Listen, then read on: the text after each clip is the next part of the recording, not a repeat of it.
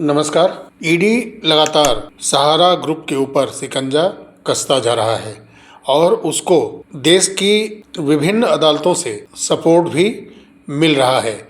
यानी कि जहां भी ईडी और सहारा ग्रुप का केस सुना जा रहा है वहां पर ईडी के कार्रवाई को लगातार सही ठहराया जा रहा है। इसका मतलब क्या है? ये आम करोड़ों निवेशक, लाखों सहारा के कर्मचारी ये भलीभांति समझ सकते हैं कि लगातार लोअर कोर्ट से लेकर के सुप्रीम कोर्ट तक सारे आर्गुमेंट, एफिडेविट देखने समझने के बाद सहारा ग्रुप को ही बैकफुट पर लगातार ढकेलते जा रही हैं और जांच एजेंसियों को, सभी न्यायपालिकाओं से खुली छूट मिलती जा रही है कि वो अपना जांच जारी रखें। इसका मतलब ये हुआ कि जितने भी आरोपी हैं उन 2 आरोपियों को जो गिरफ्तार किया जा चुका है, जिसको ईडी के द्वारा, जितेंद्र प्रसाद वर्मा और अनिल अब्राहिम, इनके अलावा जितने भी आरोपी हैं उनके ऊपर भी गिरफ्तारी की तलवार हर समय लटक रही है। और इससे ये साबित होता है कि 2008 से लगातार पूरे देश को सहारा ग्रुप अपने पॉजिटिविटी के नाम पर ठगता आ रहा है। उस पॉजिटिविटी की पोल लोअर कोर्ट से लेकर के सुप्रीम कोर्ट तक, और झारखंड के अंदर सीआईडी ने इनकी सत्यता और पॉजिटिविटी की पोल खोल करके रख दी है। कल 4 नवंबर को सुनवाई हुई थी कोलकाता के सिटी सेशन कोर्ट में। आर्डर की कॉपी अभी तो आई नहीं है, लेकिन अगली सुनवाई की तारीख 12 नवंबर फिक्स की गई है। और ऐसा लगता है कि अभी भी जिन 2 लोगों को गिरफ्तार किया गया है, जितेंद्र प्रसाद वर्मा और अनिल अब्राहम, वो अभी कस्टडी में ही रहेंगे। आने वाले समय में उनको जमानत मिल भी जाए, या जिनको उसमें नामजद किया गया है, आरोप जिनके ऊपर लगाए गए हैं, 420 के चार्जेस किए गए हैं, हो सकता है उनको जमानत मिल भी जाए। लेकिन ये तो स्पष्ट हो गया ना कि कम से कम 1,74,000 करोड़ रुपए कई कंपनियां बना करके और लगातार कन्वर्जन को भी इसमें बड़े रूप में शामिल भी किया गया। इसी तरह से सारे धन इकट्ठा किए गए जो ईडी के मुताबिक 1,74,000 करोड़ रुपए है। और सेबी सहारा केस में कल 4 नवंबर को सुबह से दोपहर तक कुछ प्रमुख आईए लगाए गए हैं और देर शाम 5:18 पर भी एक आईए सहारा की भी तरफ से लगाया गया है। इस केस में वैभव मनु श्रीवास्तव जी की तरफ से आईए के माध्यम से वकालतनामा लगाया गया है और सत्यवीर सिंह की तरफ से भी आईए के माध्यम से वकालतनामा, मेमो एंड अपीयरेंस का कोर्ट के समक्ष प्रेयर किया गया है। और फिर गौतम अवस्थी जी की तरफ से सहारा के लिए आईए नंबर 281298/2025 प्रूफ ऑफ सर्विस से संबंधित याचिका लगाई गई है। तो 14 अक्टूबर की सुनवाई के बाद सहारा की तरफ से ये एक बड़ा मूव इस केस में हुआ है कि गौतम अवस्थी जी की तरफ से प्रूफ ऑफ सर्विस के लिए आईए लगाया गया है। और फिर सुप्रीम कोर्ट के अंदर जो Sahara India financial corporation limited और Sahara India real estate corporation limited की तरफ से ईडी के विरुद्ध में एक transfer petition criminal supreme court के अंदर जो लगाया गया है, उसका अभी कोई भी केस नंबर जनरेट नहीं हुआ है। और उसमें जो अर्लियर कोर्ट डिटेल दिया गया है उसमें केस नंबर 11/2025 जो कलकत्ता के अंदर सिटी सेशन कोर्ट में चल रहा है, और उसी को उत्तर प्रदेश के अंदर इलाहाबाद हाई कोर्ट के लखनऊ बेंच के समक्ष भी रखने का प्रयास किया गया था, जिसका विरोध ईडी ने भी किया था। लेकिन केस की सुनवाई होती है और फिर वो खारिज कर दी जाती है। ये झटका सहारा को लगता है उनकी 4 सोसाइटियों को दर्शाया गया था जिनके तरफ से प्रेयर किया गया था कि ईडी इसकी जांच ना करे। तो इन दोनों जगह की सुनवाई का रेफरेंस अर्लियर कोर्ट डिटेल में दिया गया है सहारा की तरफ से। सहारा ग्रुप को ईडी के चार्जशीट और उसमें आरोपित किए गए सहारा ग्रुप के पूरे प्रबंधन तंत्र के जो लोग हैं, जो कि इस चार्जशीट के बाद बिल्कुल बौखलाए हैं, किसी तरह से इससे बाहर निकलना चाह रहे हैं, जो आज के पहले कभी नहीं हुआ। सहारा ने कभी 1 रुपए की प्रॉपर्टी निवेशकों और कर्मचारियों को देने के लिए कभी भी बिक्री नहीं की। उसको 87 प्रॉपर्टियों का डील लेकर के सुप्रीम कोर्ट में पहुंचना पड़ा अडानी ग्रुप के साथ। मीडिया रिपोर्ट के हिसाब से 88 थी, लेकिन जो एक जजमेंट आया इलाहाबाद हाई कोर्ट के लखनऊ बेंच से, उसमें 87 प्रॉपर्टियों का जिक्र हुआ है। हो सकता है कि एक प्रॉपर्टी उसमें से हटा दी गई हो, काफ़ी विवादित रही हो या जो भी कारण हो, जैसे ही इसकी सुनवाई 17 नवंबर को होगी तो बहुत कुछ डिटेल स्पष्ट सामने आएगा। साथियों, ये किस काम की पॉजिटिविटी है जो 2008 से लगातार अपने ढंग से OFCD लाती है, रियल एस्टेट हाउसिंग का पैसा क्यों साफ होते हुए सहारा की सोसाइटियों में चली जाती है, कन्वर्जन के साथ साथ ज्वाइनिंग पॉइंट का बांड दे दिया जाता है, और जिन निवेशकों का ये सब करने के बाद भी जब मैच्योर खाता होता जा रहा है और जिन्होंने इन सोसाइटियों में या क्यूसॉप में कैश के रूप में या चेक के माध्यम से इन्वेस्ट भी किया है, उनका भी पैसा फंसा है। कन्वर्जन के साथ साथ में उनको पैसा देने के लिए इतने वर्षों में ये पॉजिटिव स्पीच देने वाले और उनके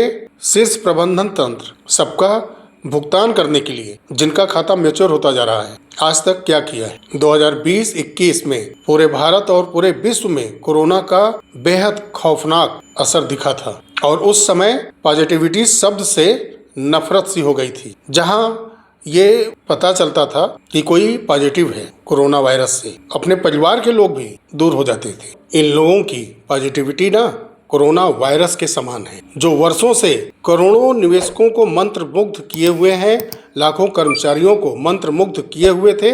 अब जाके बहुत सारे लोगों के ऊपर से कोरोना रूपी पॉजिटिविटी धीरे धीरे हट रही है। फिर भी अभी बहुत सारे लोग सोशल मीडिया पर सिर्फ अपशब्द की बौछार करने के लिए, गाली गलौज करने के लिए आते हैं, क्योंकि उनके मन में कोरोना वायरस की तरह ही विचार को भर दिया गया है, जो कि 2008 से 2025 आने के बीच में जो घटनाक्रम घटा उसको देखने, सोचने, समझने की क्षमता को खत्म कर दिया है। नहीं मिलने वाला है। ज्वाइनिंग पॉइंट क्या है, उसका पेमेंट देगा सहारा। जो कन्वर्जन के बांड हैं, जो 95% से ज़्यादा ही CRCS पोर्टल पर डाटा मौजूद है कि नहीं है, इसका भी स्पष्टीकरण नहीं हो पा रहा है। 2 गुने से 5 गुने तक का स्कीम पिछले 15 वर्षों में कई स्कीमें ला करके चलाई गई। एजेंटों को ठगा गया हेल्थोरियम कॉइन टोकन जैसे स्कीमों से। क्या ये सब पैसा मिल पाएगा? कई कोर्ट ऑर्डर हैं जो निवेशकों ने लंबी लंबी लड़ाई लड़ करके जीते हैं, उनको पैसा नहीं दिया है सहारा ने। सहारा के ब्रांच से ही ना वो बॉन्ड मिले थे और उसी मैच्योर अमाउंट के लिए उन्होंने लोअर कोर्ट, हाई कोर्ट तक लगातार बड़े अमाउंट में पैसे खर्च करके वकील को रखे, सारे आर्गुमेंट को वहां रखा गया, फिर वो केस भी जीते, लेकिन पैसा से अभी भी वो दूर हैं। उस सहारा ग्रुप और उनके संरक्षण के लिए जो कोरोना वायरस स्वरूपी पॉजिटिविटी फैला रहे हैं, उनसे उम्मीद करेंगे हम कि पैसा वो इतना आसानी से देंगे सबको। कोर्ट में लंबी लड़ाई लड़के जीते निवेशकों को पैसा नहीं मिल रहा है। मैं अपने वीडियो में लगातार ऐसे बहुत सारे केस का उदाहरण दे चुका हूँ। बक्सर कोर्ट है, Siddharthnagar court, Chaibasa court, high court से लेकर के सुप्रीम कोर्ट तक, रिजर्व बैंक ऑफ इंडिया तक, सभी ने इनको भुगतान करने का आदेश दिया, तब ये नहीं कर पाए। और आज जब दोधारी तलवार इनके ऊपर लटक रही है कई एजेंसियों की, विशेष करके ईडी की, तब ये डील करने गए हैं कि कुछ ही समय में जैसे ही ईडी की कार्रवाई और सुनवाई दोनों तेजी से आगे बढ़ेगी, तब ये कहीं छुप भी नहीं पाएंगे। इनको ये डर सता रहा है, इसलिए भागे भागे गए हैं कोर्ट। और दुर्भाग्य देखिए कि पॉजिटिविटी का भ्रम परोसने वाले, जो कि 14 अक्टूबर को ही सब कुछ क्लियर हो जाएगा, इस तरह का वायरस फैला रहे थे, लेकिन औंधे मुंह गिरे हैं। चारों खाना चित हो गए उस दिन कोर्ट के अंदर। जिन प्रॉपर्टियों को ये कोर्ट में डील के लिए लेकर के गए, उनका भी 3 हिस्सों में बंटवारा करने के लिए कोर्ट ने कह दिया। एमकस क्यूरी की देखरेख में टीम गठित कर दी। बैक कवर देने के लिए सरकार वहां पहुंच गई इनके लिए। अभी तो देखिए आगे क्या खेल होता है इनके वैल्यूएशन में। और उत्तर प्रदेश के अंदर जो LDA के द्वारा इनके प्रॉपर्टियों को जब्त किया गया है, उनके बिक्री किसी प्रकार के गिरवी रख करके, कोई बैंक से एग्रीमेंट करके लोन वगैरह लेने पर, प्रॉपर्टी को ट्रांसफर करने पर रोक लगा दी गई है। तो देखिए कि कौन कौन सी इनकी प्रॉपर्टी बिना किसी विवाद के लिस्ट की जाती है 17 नवंबर को। और मैं, ऐसा कहा जाता है कि मैं सहारा के पीछे क्यों पड़ा हूँ, सहारा के पर्दे के पीछे की सच्चाई को दिखा करके लोगों को क्यों जागरूक कर रहा हूँ। ऐसी सोच कोरोना वायरस रूपी पॉजिटिविटी फैलाने वाले कमेंट बॉक्स में लगातार कहते आ रहे हैं। तो मैं उस कोरोना रूपी वायरस के पॉजिटिविटी से लोगों को बाहर निकालना चाहता हूं और एक शांतिपूर्ण, जो सड़क पर सैकड़ों निवेशक निकल करके अपने हक का पैसा लेने के लिए, न्याय पाने के लिए संघर्ष कर रहे हैं, वही संघर्ष सोशल मीडिया पर मैं बराबर से कहते आ रहा हूं, करना जरूरी है। आप ऐसी पॉजिटिविटी बातों से बाहर निकलिए।